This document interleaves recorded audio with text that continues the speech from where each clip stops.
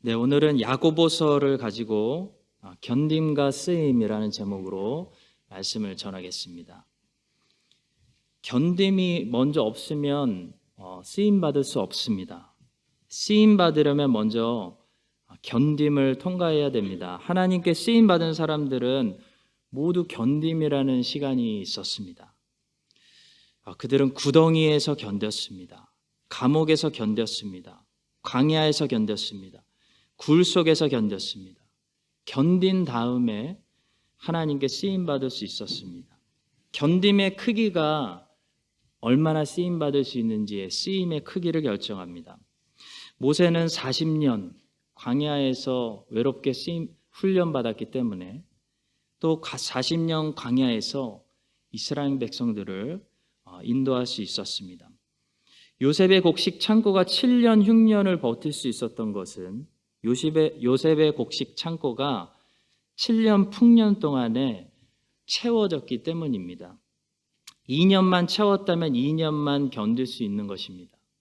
5년을 채웠다면 5년을 견딜 수 있는 것입니다. 견딤이라는 것은 고통스럽습니다. 아픕니다. 그러나 하나님의 백성들에게 해로운 것이 아닙니다. 견딤은 아프지만 나쁜 것이 아닙니다. 좋은 것입니다. 신앙생활이라는 것은 훈련이고 신앙생활을 잘한다는 것은 주님이 주시는 연단을 잘 견딘다는 것을 말합니다. 그런데 도대체 무엇을 견뎌야 되느냐라는 거죠. 우리의 견딤의 대상이 무엇이냐라는 것입니다. 오늘 우리가 읽은 야고보서의 본문 말씀은 인내에 대해서 권면하는 말씀입니다.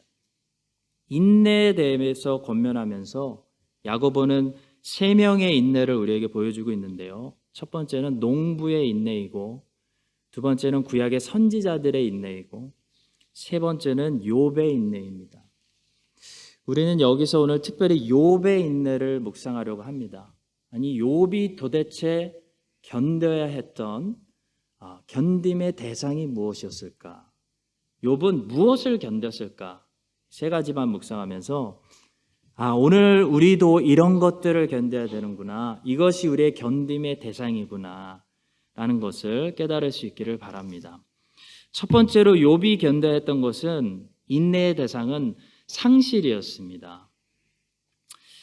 그러니까 여러분과 저도 이 땅에서 견뎌야 하는 것은 견딤의 대상이 상실이라는 거죠.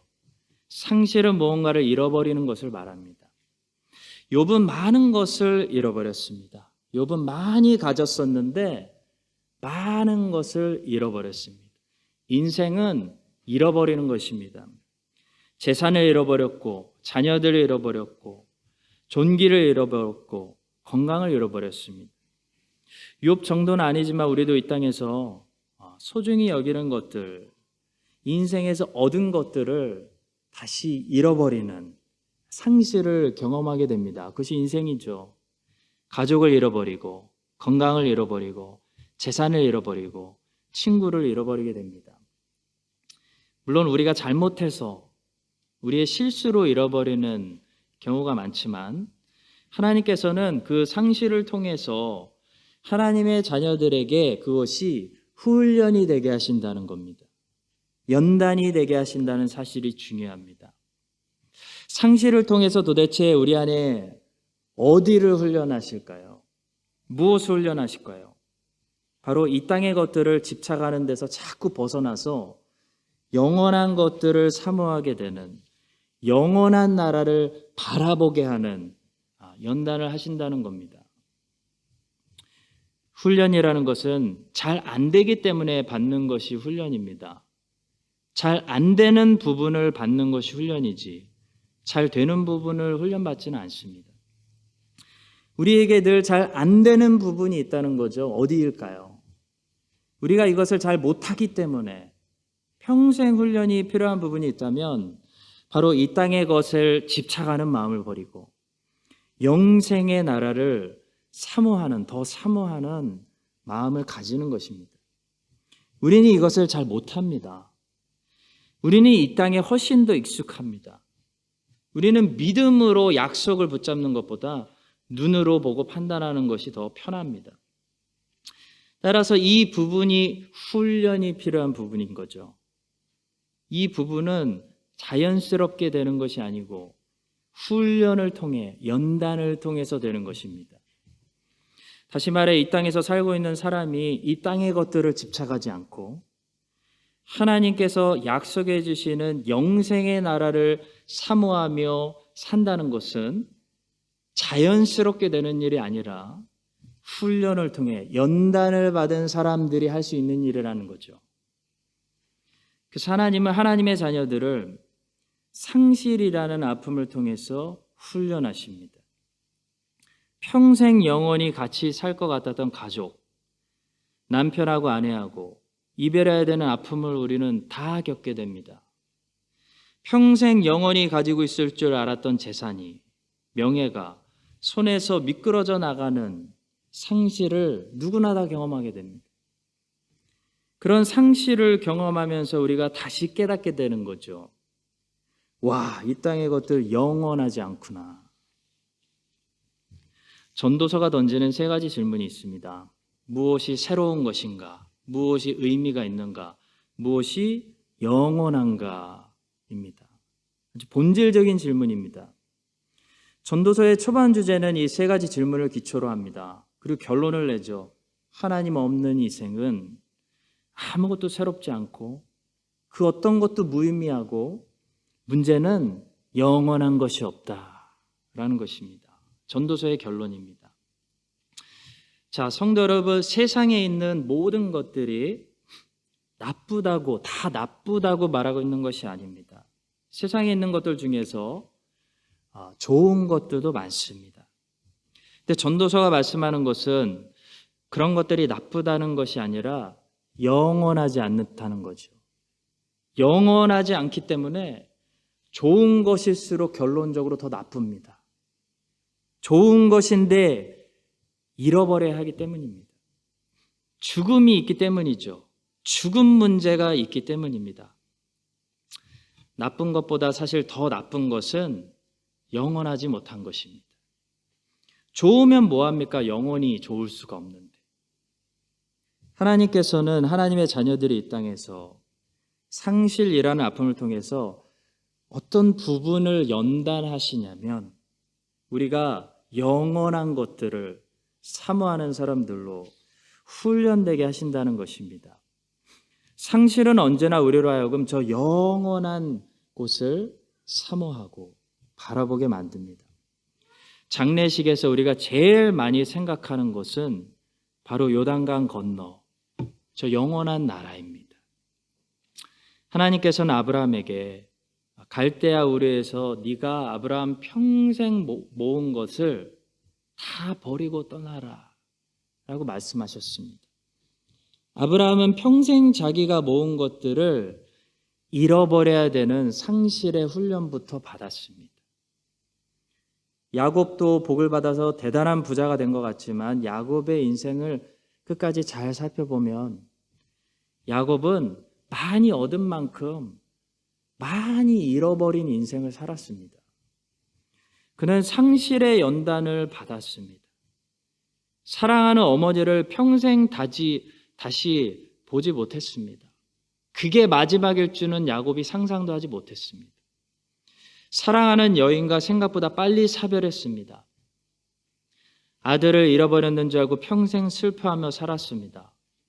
그렇게 많이 모아놓은 재산들 기근이 오면서 다 날아갔습니다. 야곱이 애굽에 들어갔을 때 보니까 지팡이밖에 안 남았습니다. 야곱은 평생 많이 긁어 모은 사람이지만 평생 많은 것들을 잃어버린 사람입니다. 그러면서 야곱이 배운 게 뭐죠? 본향을 사모하는 마음을 배웠습니다. 영생을 사모하는 마음, 그 마음을 야곱은 상실이라는 훈련을 통해서 배웠다는 거죠. 성도 여러분, 우리에게 계속 돈이 있고 계속 건강이 있고 계속 좋은 나라가 우리의 뒤에서 우리의 인생을 든든하게 떠받치고 있다면 우리는 영원을 사모하는 훈련을 받지 못하게 됩니다. 그래서 하나님께서 누구에게나 상실이라는 연단을 주시는 거죠. 욥처럼 우리는 잃어버리면서 내가 빨개 벗고 태어나서 빨개 벗고 하나님께 가는구나 라는 것을 깨닫게 됩니다. 이 땅에서 사람은 누구나 상실이라는 아픔을 겪습니다. 근데 세상 사람들에게는 그 상실이 그냥 절망입니다. 그냥 아픔입니다. 근데 하나님의 자녀들에게는 이 상실이 그냥 상실이 아니고 연단입니다. 훈련입니다.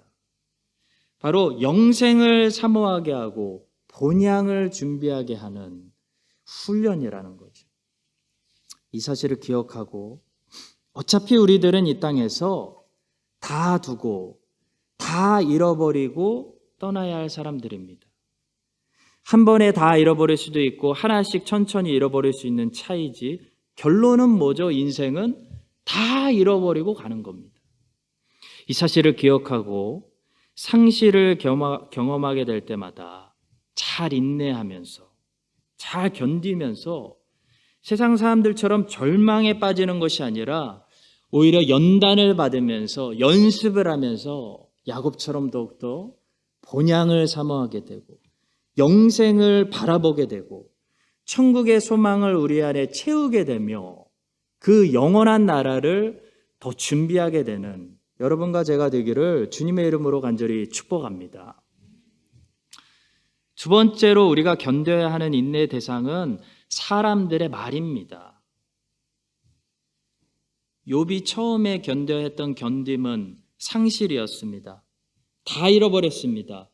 근데 그것보다도 훨씬 더 욥을 힘들고 괴롭게 했던 것은 친구들의 말이었습니다. 성도 여러분, 이 땅에서 우리가 받는 고난과 고통, 많은 경우 사람들의 말에서 옵니다. 사람들의 말을 통해서 우리에게 시험과 어려움이 오기 때문에 사람들의 비난과 말을 견디지 못하는 사람은 인생을 건강하게 끝까지 완주할 수가 없습니다. 같이 망가지게 된다는 거죠. 누구든지 예외가 없습니다. 공인이 아니더라도 인생을 사는 사람이라면 말의 공격을 받게 됩니다. 잘못된 억울한 평가를 받게 되고 비난을 받게 되고 공격을 받게 된다는 거죠. 따라서 말을 견딜 줄 알고 비난과 공격을 인내할 줄 아는 사람이 인생을 건강하게 마무리할 수 있습니다. 요셉은 말 때문에 감옥에 갔습니다. 말이 요셉에게 억울함을 주었습니다. 보디발의 아내가 잘못된 말로 요셉을 완전히 범죄자로 만들었기 때문에 요셉은 말 때문에 감옥에 갇혔습니다. 다윗도 말 때문에 실언을 당했습니다. 이스라엘 사람들이 사울은 천천 다윗은 만만이라는 말을 하기 시작한 후부터 사울이 다윗에게 창을 던졌습니다. 욥은 친구들에게 말로 엄청난 공격을 당했습니다. 욥기에 적혀있는 그 중간에 있는 그 많은 내용은 다 친구들이 말로 욥을 오해하고 욥을 정죄하고 욥을 비난하고 공격하는 내용입니다. 성도 여러분, 말 때문에 인생 여기까지 살아오시면서 얼마나 많이 고통당하셨습니까? 말이 창보다 더 날카롭습니다. 칼은 우리의 피부만 자르지만 말은 우리의 영혼을 정통합니다. 말은 정말 빠릅니다. 말은 빠른 발을 가지고 있습니다. 말은 한 번 퍼지면 주워 담을 수가 없습니다. 성도 여러분, 오늘은 말 조심하자는 레슨을 배우는 것이 아닙니다. 오늘 우리가 배우고자 하는 레슨은 말을 아끼고 조심하자라는 것이 아니라 말을 잘 견디자는 것입니다. 말이 우리의 인내의 대상이라는 것입니다. 말을 견딜 수 있어야 끝까지 완주할 수 있다는 겁니다. 아무리 말 조심합시다 해도요, 악한 말들은 언제나 우리 주변에 존재하면서 우리를 공격합니다. 그것은 피해갈 수 없는 현실입니다. 그래서 피하고 싶으면 인생 밖으로 나가셔야 됩니다. 사람들과 함께 이 땅에서 더불어 인생을 살아가려면 언제든지 우리는 말의 공격에, 날카로운 공격에 노출되어 있습니다. 그렇기 때문에 말을 들었을 때 내가 망가지지 않으려면 참고 인내하고 견딜 훈련을 받아야 된다는 거죠. 그렇다면 어떤 방법으로 말을 견뎌야 할까요? 예수님만큼 말 공격을 많이 받은 분은 성경에 없습니다. 예수님은 항상 꼬투리 잡는 사람들이 있었고, 항상 비난하고 그분의 메시지를 왜곡하는 사람이 있었고, 대놓고 사탄 마귀라고 욕하는 사람들도 있었습니다. 예수님은 십자가 위에서도 조롱당하셨습니다. 말 공격 당하셨습니다. 예수님만큼 말 공격을 많이 받은 분은 없습니다. 그런데 예수님은 어떤 방법으로 말 공격을 이겨내셨을까요? 예수님은 악한 말로 그들과 같이 논쟁하지 않으셨습니다. 이것이 우리가 사람들의 말이라는 연단을 받는 방법입니다. 욥이 실패한 것은 욥이 악한 말로 같이 논쟁하고 따졌기 때문입니다. 말이라는 것은 실처럼 말로 맞받아치면 서로 엉키게 되어 있습니다. 악한 말, 공격의 말, 비난의 말을 말로 함께 맞받아치면 서로 엉켜서 풀기 힘든 엉망이 된다는 거죠. 욥이 그랬습니다. 욥의 친구들이 욥에 대해서 막말하니까 욥이 참다가 욥이 아니라고 같이 막말하기 시작했습니다. 그래서 막말이 됐습니다. 성도 여러분, 우리에게 주님으로부터, 바울 사도로부터 배워야 할 교훈이 있습니다. 우리 주님은 항상 바른 말하기, 진리 말하기, 하나님의 말씀 말하기에 집중하시고 그것을 반복하셨지, 악한 말들, 말도 안 되는 말들과 함께 악한 말로 함께 공격하고 섞고 논쟁하지 않으셨다는 거죠. 바울이 이 사실을 깨닫고 목회를 시작하는 디모데에게 권면한 적이 있습니다. 디모데후서 2장 16절과 17절입니다. 망령되고 헛된 말을 버리라. 그들은 경건하지 아니하며 점점 나아가나니 그들의 말은 악성 종양이 퍼져나간과 같은데 그 중에 후메네오와 빌레도가 있느니라. 사람들은 어떤 말을 붙잡고 살아가든지 어떤 말에 붙잡혀서 살아간다고 합니다. 상처받았다는 것은 어떤 안 좋은 말이 나를 붙잡았다라는 것을 말하고, 치유받았다는 것은 그 말에서 이제 내가 자유케 됐다라는 것을 말한다고 합니다.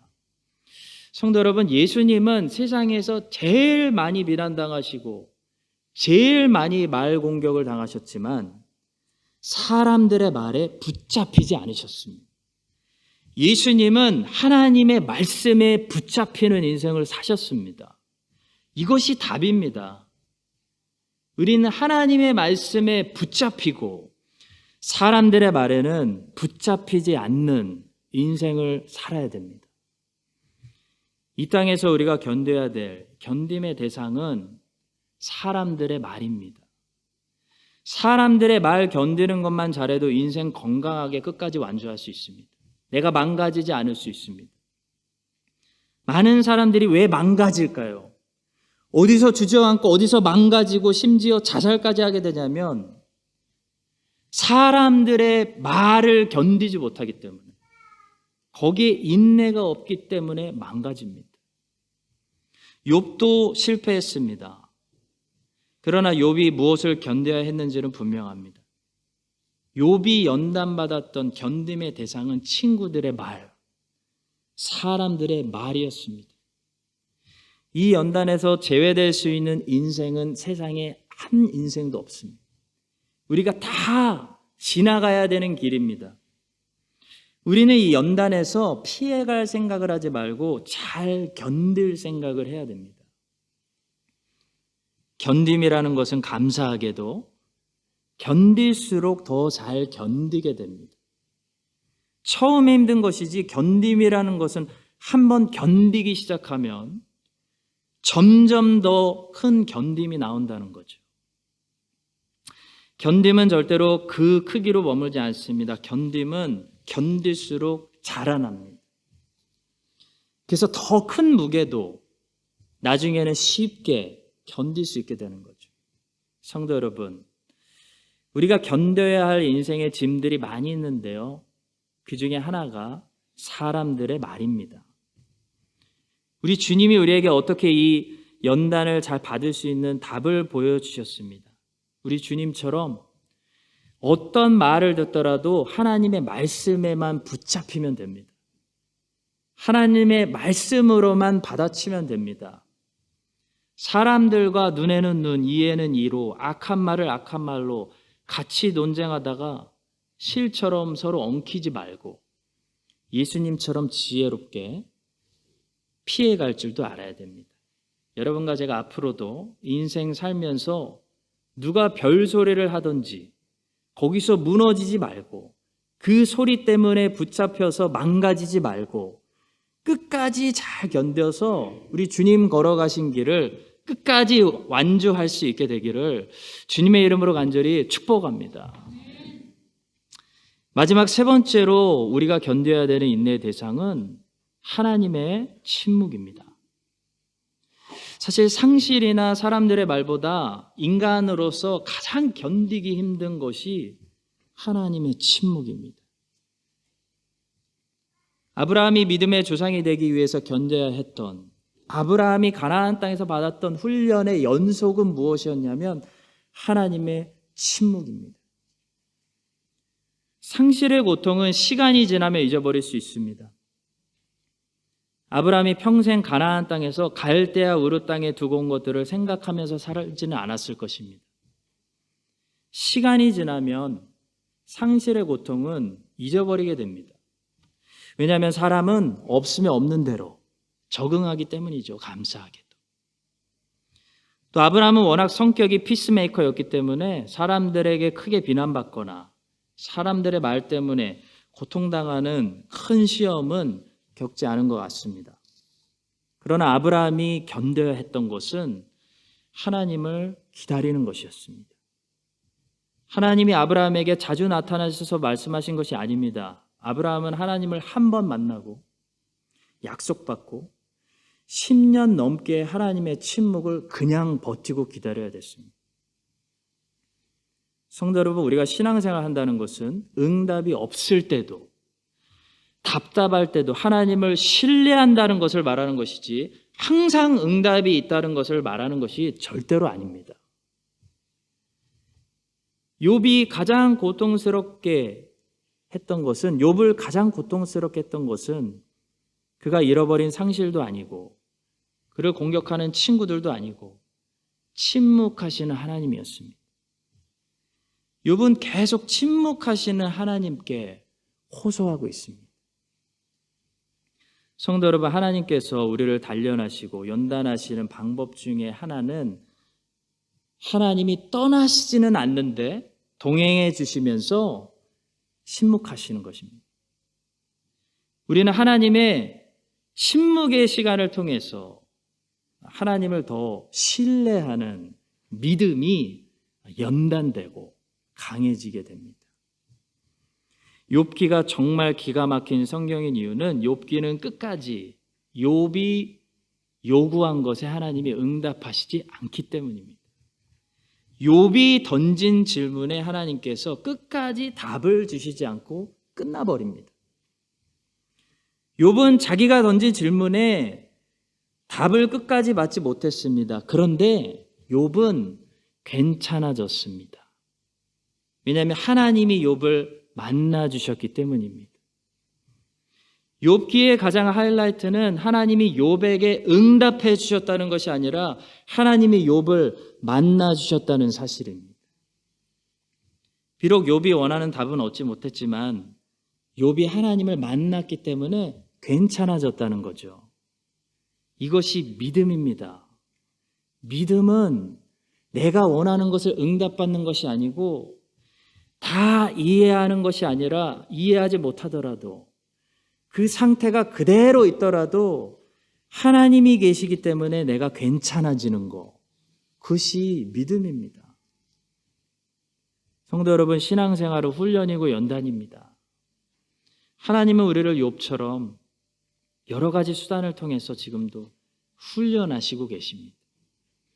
많은 문제들이 자세히 보면 내가 성장하면 다 끝나는 문제들입니다. 내가 문제라고 여기는 대부분의 문제들이 나의 미성숙함 때문에 비롯된다는 거죠. 문제가 아니라 사실 내가 문제인 것입니다. 내가 미성숙하기 때문에 문제가 여전히 문제로 남는 것입니다. 내가 성숙해지면 문제는 끝납니다. 저는 더 이상 부교역자 시절에 10년 동안 씨름했던 문제들로 지금 힘들어하지 않습니다. 그 문제들은 이제 제 인생에 다 끝났습니다. 제가 자랐기 때문입니다. 저는 이제 새로운 문제들로 제가 자라서 그것을 극복할 때까지 싸우고 있는 것이죠. 지금 영아부실 또 유치부실에 자녀들 두신 우리 부모님들께서 고민하고 계시는 대부분의 문제들 5년 지나면 사라질 문제들입니다.